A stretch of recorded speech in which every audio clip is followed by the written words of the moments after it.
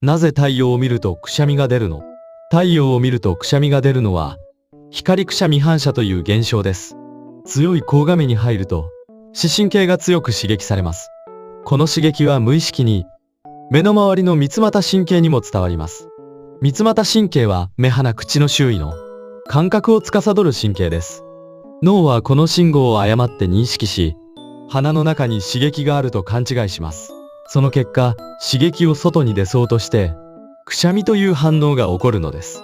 これは遺伝的な特徴であり、人口の18、10、35が経験します。運転中や機械の操作中には、思わぬくしゃみに注意が必要です。動画が役に立ったと思ったら、ぜひチャンネル登録と高評価をお願いします。